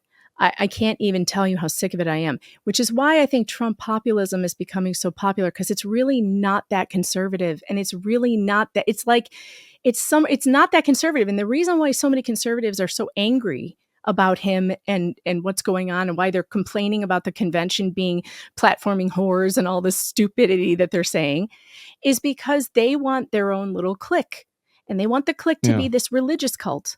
And they want it to be, and look, I love religious people, and I'm a Catholic myself, I'm a Christian. So, but I don't want my political party being run by the evangelical wing of the Republican creepy Party. Right there. Yeah. It's creepy as fuck. Okay. And I don't want them doing it. And I wish they would quit. And the second you try to pull them away from that a little and be like, hey guys, this is a political party and not a church. So can we pull in as many people as possible so that we can get shit done? They act like demons that you threw holy water on, and they start screeching and reeing, and they just turn the guns on each other. It's crazy. Yeah. And I want it to stop. But I feel like there's no place for me there, because if I say, as a even as a Catholic person who loves Jesus, but I don't think Jesus needs to be at the RNC. I just don't understand why Jesus needs to be there. I don't think he wants to be there, first of all. What does Jesus do when what is both Jesus doing at the RNC? political parties are praying to Jesus like a... It's so weird. It's so weird, and it needs to stop. And it's not weird because I'm denouncing my own religion. I'm not. This should not be a religious exercise. Yeah. And it needs to stop, because we have to talk about the serious issues. We want freedom of religion for everybody. But can you do that outside of the political arena, please? Can you please keep that somewhere else? Because it belongs, that's a personal decision between you and your family and your culture. That has nothing to do with the issues that we're facing today. Nothing. Here's my hope. This is what I hope. I really want you to be able to wear your MAGA hat and walk around in California. Not that you'd ever want to come to California, but in the event that you did, I want you to be able to walk around in California in your MAGA garb and feel safe. And then we could be friends. And, it doesn't matter if we're all MAGA people or not. We could all look, Megan's a delightful person, and she's a very real human being that's not beholden to the MAGA party. She just likes Donald Trump for various reasons. It's not because she's a white nationalist. I wasn't even going to vote for person. him. I wasn't even going to vote for him, Omar. I wasn't going to vote ever again in another election after 2020. I wasn't going to vote. I was pissed. You can read the last things I wrote about Donald Trump. I was pissed. And I said, I'm not doing this again. And then they took a shot at him. And I'm sorry, but as a person, I like Donald Trump personally. I think he's he's an incredibly successful person who I think we could learn a lot from. I thought his presidency was pretty darn good. I have some problems, COVID being a big one, but we don't need to get into it. I have criticisms because nobody agrees with anybody on everything. And I don't think this is a groupthink hat. I don't think it means groupthink, because I don't think like anybody in my party. Nobody. Okay. There's nobody in my party who agrees with me. I'm actually shocked I still have a job at PJ Media, because everybody there is like, what the fuck is wrong with her? And why is she talking about bail reform? And why, because I'm somebody who sees that there are good ideas on the left. There are good things. There are things that they are pointing out that need to be addressed. I don't really understand why Republicans run so far from ideas like reparations. I don't understand it.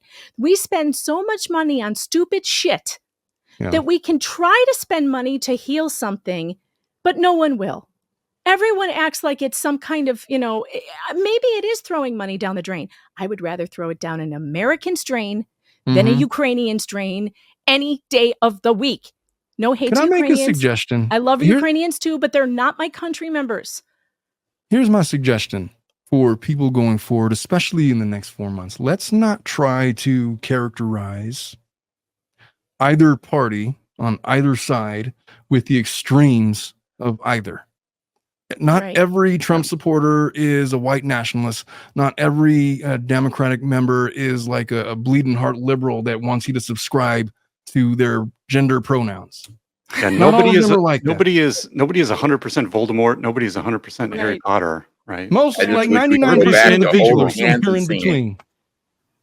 Right.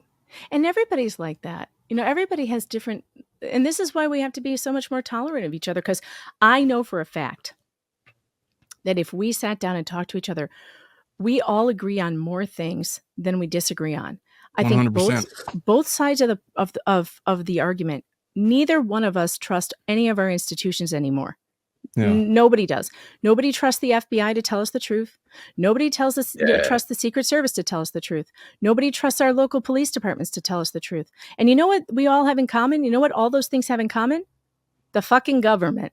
Mm-hmm. Nobody trusts the government. Now, you may have your own reasons that you don't trust it, and mine are different than yours. But we should be able to be smart enough to look at each other and go, this is not us. Yeah. This problem we're having is not between you and me, or me and Dave Neal, or Bruce and me, or anybody else, you and your neighbors. This problem we are facing is an institutional, systemic problem in our government, and they're all to blame. Every single one of them, which is why we have to do better to rein in their power, because they are taking their power and they are running all over our rights on all sides. Our rights are being violated inside courtrooms. Our rights are being violated in police stations. Our rights are being violated at the FBI, at the IRS, where the IRS is weaponized to go after political opponents. And if you think it's okay for the IRS to go after Tea Party people because it was your party's political enemy, just wait until till that politicized department is aimed at you and your political beliefs. It's wrong any way you cut it. And the government has a problem. It's not our problem. It's not us. You guys, we need to hold hands and sing again and make the government pay and hold them accountable for what they did to us. What song should we sing? I would like to know all of you guys, but I don't want to know your political views. I don't want to have friends and then tell me who they voted for, back like it was when I was younger. My grandmother wouldn't even tell my grandfather who she voted for. I mean, in the right place, in the right time. Yeah. Yeah. If I'm at the bar with Omar, I'll talk about it. And we want to talk about it, that's fine. If I'm somewhere, each other and we might disagree, agree. If I'm at a work meeting, you're right. I don't want to talk about that. Yeah, our humanity trumps all of our political views. Guys, hold on. I'll be right back. So it just depends on what people are comfortable with. Yeah. Yeah, just having conversations. But when it's like you're divided at work because so-and-so is a Democrat and so-and-so is a Republican. Let's not let them talk to each other, because it's going to be nothing but a disaster. I want people to stop being afraid to talk about their political ideas, because then we just stop talking altogether. Yeah. And then we allow the government to talk about our ideas without having to put our parties in it. Yeah. It doesn't have to be like if you're a Republican or Democrat. If you tell me what you feel about healthcare and I tell you what I feel about it, I already know what you are by your views, but it doesn't have to be based on who you are politically. Well, here's the reality. We all might have political ideas, but I don't think that either one of us, there's not one person that is smart enough to solve it all. No, it hasn't happened for a long time. Nope. I think that less government and more personal responsibility helps. Because I think that our neighbors, like as a community of people, the smaller you go, the more local you go, the bigger the chances are that you actually solve something. the bigger it gets, the more red tape there is, the more bureaucracy there is in the way, the less gets done. That's really the crux of my political beliefs, which is let's make this as small and as local as possible, and get rid of all the stuff in between that stands between me and getting a business license, licensing at all. Why are hairdressers licensed? Stop this. The federal government, the government in general, has grown far too large. They have far too much power over our lives. We have the ability and the smarts to work things out for ourselves. Yeah. And I don't like the growing encroachment, the power over our lives the government has. And I don't see anybody who really is advocating to get rid of that. I don't think that Trump understands the danger there either. He says he was going to clean out the deep state, but then he failed to get rid of the executive, all those employees in the executive who immediately started working against him, spying on him, recording him. I mean, unbelievable, so he doesn't get it either. Well, it tells me a lot of things about the deep state, but I'll tell you what, there used to be a time where you could turn on the news and it would be like Walter Cronkite telling you like the current events of the world, and you could trust what he was saying. And then at some point, you got these cable channels that started espousing the news. I used to watch Fox News, and then I was like, wow, that's kind of nutty. And then somewhere along the way, I switched to CNN, and then they started talking about like the COVID stuff and like they're lying to the people. No different than Fox was at some point lying to people. I used to really dislike Tucker Carlson. But then I heard him on Joe Rogan, and like the guy just sounds like a reasonable guy, and it sounds like he got the shaft. I don't think people really understand what Tucker Carlson was doing, and I feel like Democrats have this version of him. And again, the most common association I've seen with Tucker Carlson is that, oh, he's like this lily white. I don't even know what lily white means, but that's what they say. A lily white nationalist supremacist that's trying to take over the country. So crazy. And then you hear him on Joe Rogan, and he just sounds like a normal guy. He listens to the Grateful Dead. He likes to smoke weed and have a joint every now and then. A super nice guy. Like, he's one of the guys in conservative media who has an unimpeachable reputation. Like, there are people who have pretty yucky reputations in my corner of the world. He is not one of them. There isn't one story about Tucker Carlson that isn't generous, kind, loving behavior. Like, he's a decent dude. Yeah, seems like a good dude, man. He is. And look, this is the whole problem. Like, when they say things like this, and that bothers me too, like he's just your average white guy or whatever. It's like, yeah, how come it's okay to say that about someone based on their skin color? See, you got to stop doing that to each other. We have to stop doing that because we know it's wrong, and it's wrong on all sides. It can't be okay to make commentary about someone's character based on their skin color if they're white, but nobody else. And that can't be okay.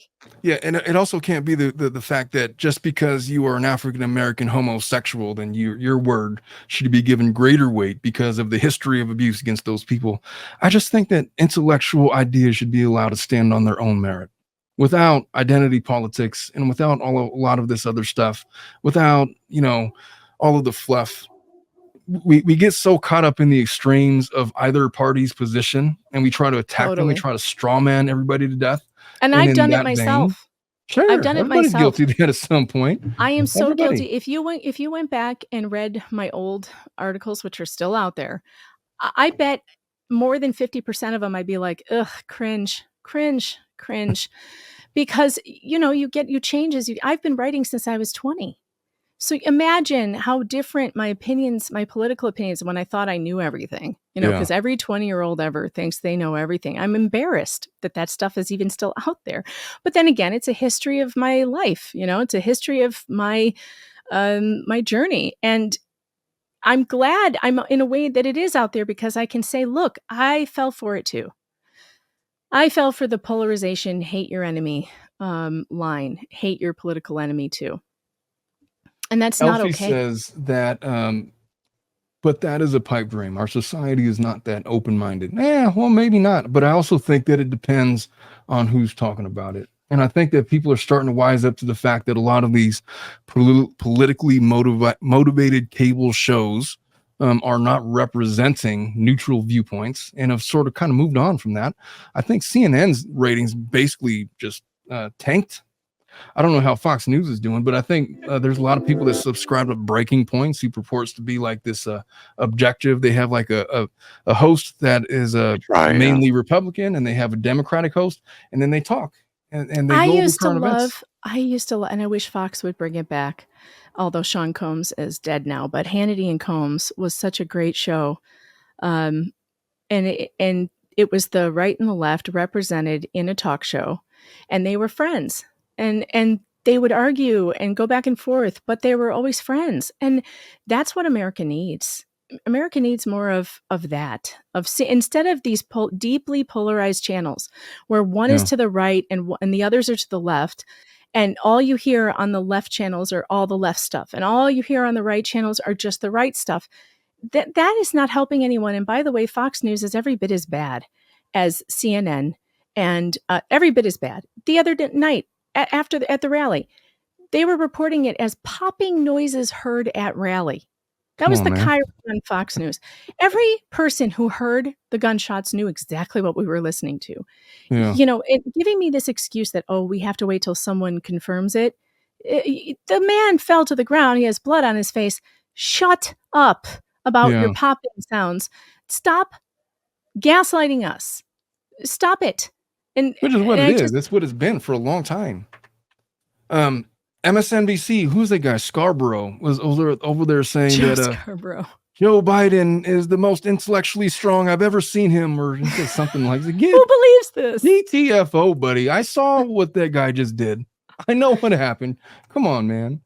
Sabine Simone with the 5. Biden. She says, listening is where love begins, listening to ourselves and then to our neighbors. I miss Mr. Rogers, man. I love that guy. That is right out of my childhood right there. She hitting me all in the feels. I think one piece of good advice is to constantly be asking questions, because if you're constantly making declaratives, then you're not learning anything. You're not hearing the other people.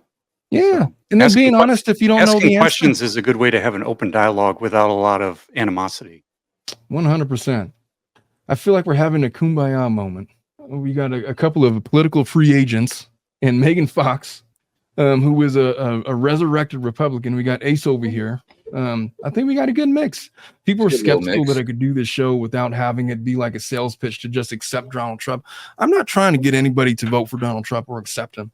I'm just trying to get people to accept opposing viewpoints without attacking each other and demonizing the other side. You know what? Me either. I don't care, you guys, who you vote for. Honestly, I don't care. I'm not I'm not working his campaign. I'll never do that again. I'll never campaign for another candidate. I'm going to vote maybe in this election for sure. In the others coming up, I think at some point I'm going to give it up. I feel a desire to give it up, to really remove myself from this game that has given me a lot of grief. It really has. Look, I feel, what I feel about politics too much anymore. I feel like I've been a part of this division, and it saddens me. And I've told people on Twitter yesterday, and I got so much shit for it. This country is worth you putting up with some shit. It's worth it for you to eat some crow and reach out a hand of friendship anyway to someone who thinks they hate you. It's worth it for your kids, for my kids, so that they don't lie in a bloody field in Pennsylvania fighting their brother. This is a moment you need to ask yourself, how much does this country really mean to me? Because you guys, if you don't dial it down, this is war. And my country means more to me than that. And I refuse to fight. I refuse to fight and will not pick up a weapon against my neighbor. I won't. Megan, I'm sending you hugs from all the way over here. And I don't care who thinks that I'm a coward. I don't care who thinks that I'm not willing to defend myself. I'm not willing to defend myself against people who should be my family. I'm willing to take some shit.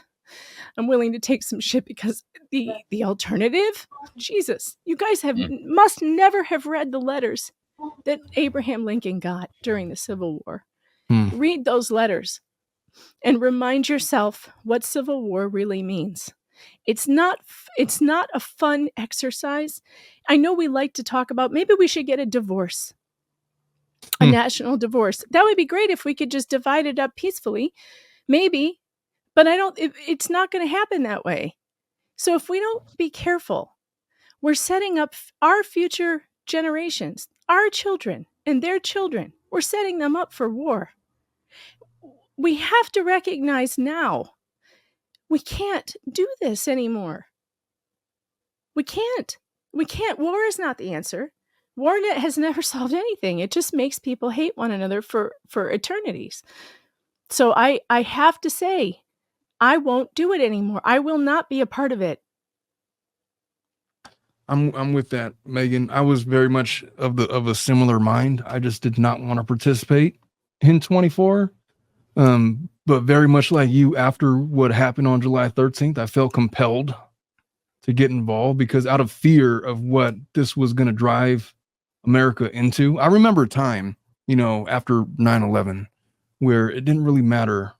Nothing really mattered other than we're American. All right, we're going to put a boot in Bin Laden's ass, and their country song, and everybody was patriotic and proudly waving around their American flags, and we were brothers and sisters, and we were Americans. It was a good feeling, wasn't it?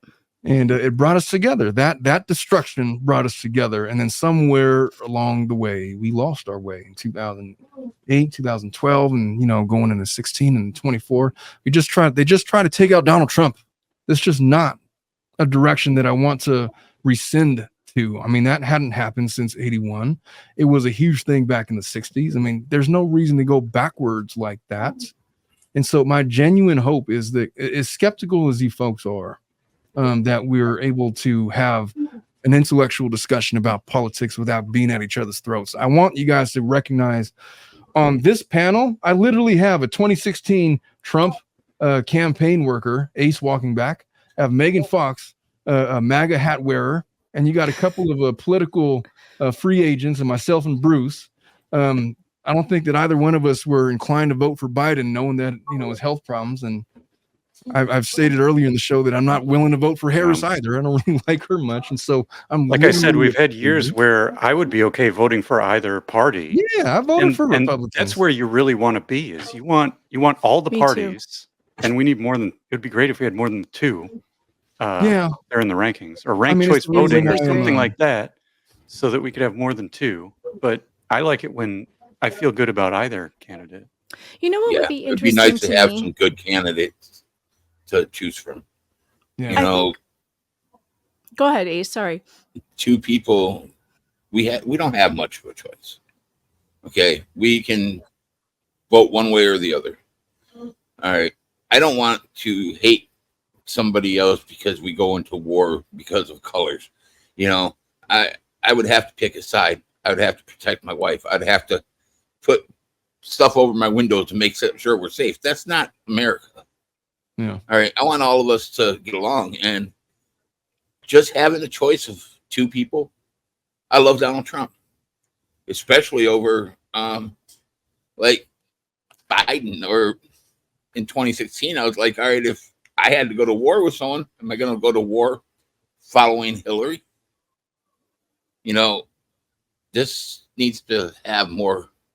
We need more younger candidates, and just having two of them, it keeps us restricted. We will always have that divide. Yeah, and that divide ain't ever going to make America 100% great again. Yeah. We want America great again. It won't be great again with the divide as we have. I feel that, and to your point, Ace, what you said, like, what if Hillary was elected? I don't doubt that if Hillary was elected, that you would find a way to support the president. Yeah. Because as much as I didn't vote for Trump in 16 or 20, I rooted for the guy because he was the president of the United States. And you know what? If Hillary, if I had to live through a Hillary presidency, big deal. You know what I think when I lose an election that I wanted my candidate to win and they didn't, I go, well, try again in 4 more years. Seeing in 4 years. And then I tune it out because the truth is, like I said, it doesn't affect my life all that much. It really doesn't. Now, The biggest thing I worry about are wars. I don't want it to be in any more wars. So that's a big thing I worry about. And I want prices to come down. Those are basically my two main things. The rest of it, you guys can argue about all day. But I'm voting for whoever is going to give me less wars and lower prices. That's it. But I will say one more thing about all of this is when Biden's on TV, I turn it on, I watch him. Okay. When Trump's on TV, I turn it on and watch him. I just wish they would keep him on TV instead of everybody having to get on TV in front of him and us not hear everything he has to say. We get to have that with Biden. We get to listen to everything. Yeah. Every president I've ever been there for, didn't matter if it was Reagan, Bush. If I didn't like Bush's at all, but if I'm going to watch them on TV, I want to watch them, and I'm going to watch all of it, and I'm going to give him that respect. That president deserves that respect, but they stopped respecting the presidents. Manders says that this panel is made up of parents, siblings, children, friends, neighbors. Please remember that above all else, we are who we mean to each other, which is true. We're just people, man. We're not defined by our political ideologies. At the end of the day, we want what's best for everybody. That's the common goal, right? Like in law, it's like, okay, you guys got to sell the house. All right, well, we're going to pick, we got to pick a real estate agent. Like, well, what's the goal? Obviously, the goal is to get the most money possible. I don't think that anybody is rooting against America doing well. And so, you know, folks, I think for our children's children. If it keeps going this way, it's a good time to wrap up. I've been going for an hour, 46 minutes. Megan, I'm about to do Family Law After Dark. I don't know if you got time or the inclination, but you're welcome to join in on that one. Bruce, same to you. Same to you. Yeah. But I usually do this show after I do my main live stream where I take on these random family law cases and talk about what I would advise them to do if I was their family law attorney. Oh, cool. Yeah. Can I get a link to that so that I have a couple of things I need to take care of first. Send her my email. Yeah. Send her my email and I'll send it over to you. You got it. And yeah, you know what I would like to see happen here, and it's not just because I like Trump. Let's put that aside for a moment, because I really don't care who you guys vote for, and I'm not going to try and talk you into voting for Trump. But I think that the best scenario that could happen in this case, because Trump did get a very big push from what happened at the rally, and I think a lot of people are seeing, maybe I've been lied to a bit, maybe this has gone too far, maybe he's not the guy that I thought that he was. If he does get an overwhelming election win, like Ronald Reagan did after the assassination attempt where he won 49 states. I think one of the reasons why I remember the 80s being so good was because almost everybody in America voted for that man. And everybody was on the same page as like, we all agreed on something. Yay, us. And I don't care who it is. I just want us to have a moment, a national moment, where we all agree that we are going to vote for each other. You know, not for Trump, not for just for America. Like, let's just do this together this one time, and maybe we can go back to being friends again. Like that's, and if it takes Donald Trump, if it takes him almost getting murdered to do that, then it will have been worth it. Now, I just hope we don't devolve anymore. And I really do want to turn it down. I want to turn the heat on this way down. And no matter what happens in the election, I promise you this, I ain't getting mad. I'm not going to be mad at anybody. Okay. Yeah. There's going to be no anger, no hate, whatever happens. Whoever it is, man. Me too. You'll note that these accomplishments that bring everybody together are basically when we accomplish things together. So go accomplish things at the state, local, or county level. Because if there's this federal gridlock, they're not going to accomplish anything, and we're not going to feel like we belong together. So we have to accomplish things. To Washington, D.C. That would be great. And we have to compromise in order to accomplish things. So just keep trying to focus on that, and that will unite people. Compromise is a very good message. I'm tired of hearing people say no compromise, no, only my way or the highway. That's not how it works. That's not how relationships work. It's not how your relationship with your spouse works. It's not how your relationship with your children works. And we all know this deep down. So why the hell don't we expect our politicians to compromise? They got to find a way, man, because it's the way you can't just be uncompromising. Karen Carson says right now this is a U.S. That's a good point. U.S. is in a hung jury. Yeah. I mean, we sort of are, but to the extent that we get a president rightfully elected, if we all just come together with the knowledge that we are all in this for the best of all of us, I think that at least we don't have to be hung in the form of being friends. I am pretty sure that for sure we are the people. We're still the people. We've been this. Look, America's been a country for a long time now. Yep. If we don't want it to go the way of the Roman Empire prematurely, we should. I said this the other night. We should last at least 1,000 years, you guys. 275 or whatever. Least, that's embarrassing. Okay, that's embarrassing. If this country breaks up after less than 300 years, I'm ashamed of all of you. Like, we can do as good as the Romans.